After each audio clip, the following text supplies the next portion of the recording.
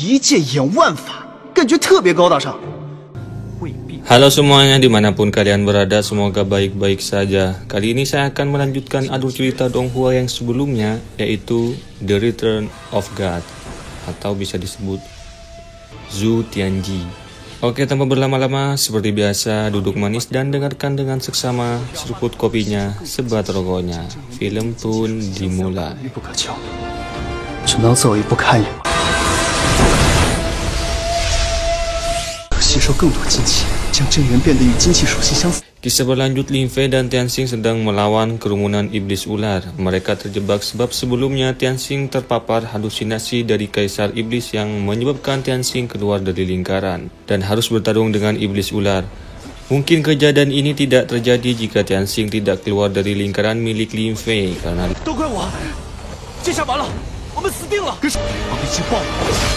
karena lingkaran tersebut menutupi aura manusia dari para iblis ular. Akhirnya mereka berdua terpaksa harus melawan iblis ular sambil berlari untuk mencari jalan keluar.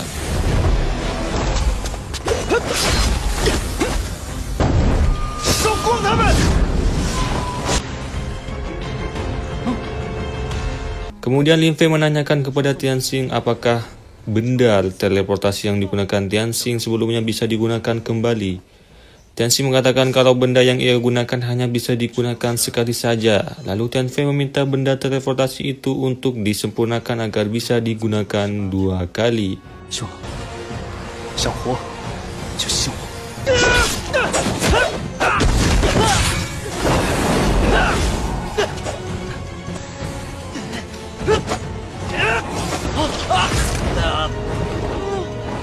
Lin Fei pun meminta Tianxing untuk menjaganya agar ia fokus bisa menyempurnakan. Tianxing bertarung dengan iblis ular sedangkan Lin Fei menyempurnakan benda teleportasi. Lin Fei pun mendorong Tianxing masuk ke sebuah teleportasi dan mengatakan kalau segel dari Raja Iblis telah rusak, lalu menyuruh Tianxing untuk memberitahukan kepada Li Qingshan sebagai penanggung jawab atas Raja Iblis.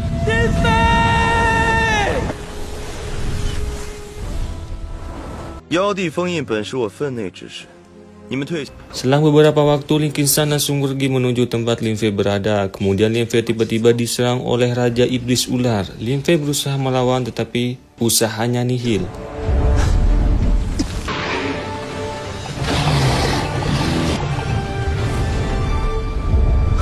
Xiao Xiao datang menyelamatkan Lin Fei dan seketika itu Raja Iblis Ular pun langsung pergi ketakutan. Scene berlanjut, Xiao Xiao membawa Lin Fei ke tempat di mana harta peninggalan Lin Fei di kehidupan sebelumnya berada. Sesampainya di sana mereka pun berpisah di mana Xiao Xiao akan kembali untuk bertransformasi. Sedangkan Lin Fei ia berjanji akan menjadi kuat saat pertemuan berikutnya dengan Xiao Xiao. 我会努力变强的。 Lin Fei pun membuka pintu dari tempat harta miliknya. Saat berada di dalam, Lin Fei menggali tanah dan ia menemukan harta miliknya yang ia kubur di kehidupan sebelumnya.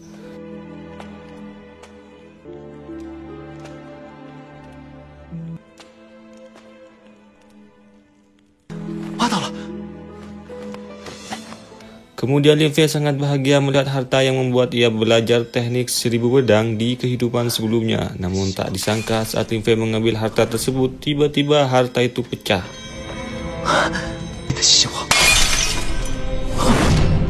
Melihat hal itu, Lin Fei kaget. Ia berusaha untuk mencari harta lainnya, mungkin masih ada harapan. Tetapi harapan itu menjadi sirna ketika Lin Fei benar-benar tidak menemukan harta apapun di tempat itu.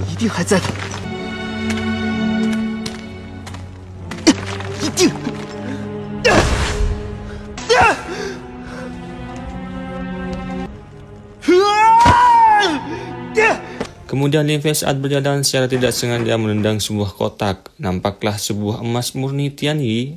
Emas murni Tianyi bisa digunakan untuk membuat senjata sihir pamungkas. Kemudian kilas balik di kehidupan sebelumnya, Lin Fei sedang berada di sebuah perpustakaan teknik pedang. Ia menemukan sebuah buku yang mengajarkan teknik 1000 pedang. Lalu tiba-tiba seorang pria datang, ia bernama Lin Bahu. Lin Bahu menanyakan kepada Lin Fei, Kenapa Lin Fei berniat membuang buku teknik 1000 pedang? Lalu Lin Fei menjawab teknik tersebut hanya teknik sampah yang kalau mempelajarinya hanya buang-buang waktu saja. Kemudian Lin Bahu mengatakan semuanya tidak ada yang tidak mungkin. Tetapi untuk teknik 1000 pedang memang diyakini sulit untuk mempelajarinya. Sedangkan manusia hanya punya satu kehidupan. Jika gagal, maka orang yang mempelajari teknik tersebut tidak bisa kembali lagi atau tidak bisa mempelajari teknik yang lain.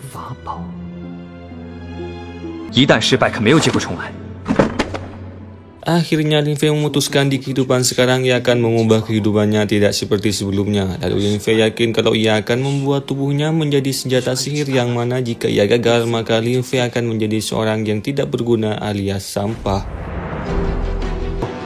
唯一的办法就是最好的办法。师傅常说， Kemudian Lin Fei memurnikan emas murni Tianyi lalu memasukkan ke dalam tubuhnya dan Lin Fei pun berhasil. 成功了。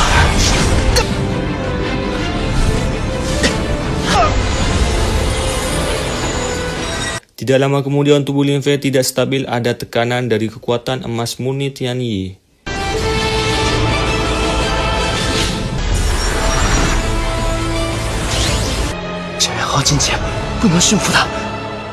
Beruntung Lin Fei masih sempat berpikir kadang ia harus melakukan sesuatu di luar nalar.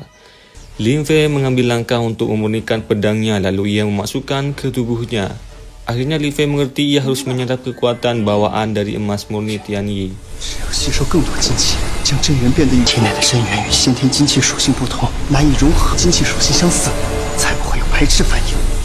Yang pada akhirnya Lin Fei berhasil memadatkan kekuatan tersebut dan juga Lin Fei berhasil menerobos ke ranah alam Yun Yang tahap awal. 终于进城养元境了，看来 Di sisi lain Tianxing kembali dan bertemu dengan murid dari Lin Qingsan. Tianxing menanyakan apakah Lin Fei sudah ditemukan. 可有消息传回。哦，按时间推算，应该已经补好了封印。前几日负责封印的李青山师兄已经来过。 Melihat Lin Qingsan, Tianxing menghampirinya dan menanyakan apakah Lin Fei sudah ditemukan. Lin Qingsan menjawab kalau Lin Fei sudah mati. Mendengar jawaban tersebut, Tianxing tidak mempercayai perkataan Lin Qingsan. 哎，等等，死了。哎，等等。 Lin Qingsan memukul Tianxing. Dengan karakter Tianxing, ia tetap menyalahkan Lin Qingsan karena Lin Qingsan diperintahkan secara langsung oleh ketua sekte untuk menyelamatkan Lin Fei. Bagaimanapun nyawa lebih berharga dari apapun. Lalu Lin Qingsan berniat ingin memukul Tianxing kembali. Kemudian saat itu pula Lin Fei datang dan menggagalkan serangan dari Lin Qingsan. Bagaimana kelanjutannya? Tunggu di part selanjutnya. Terima kasih sudah menonton. See ya.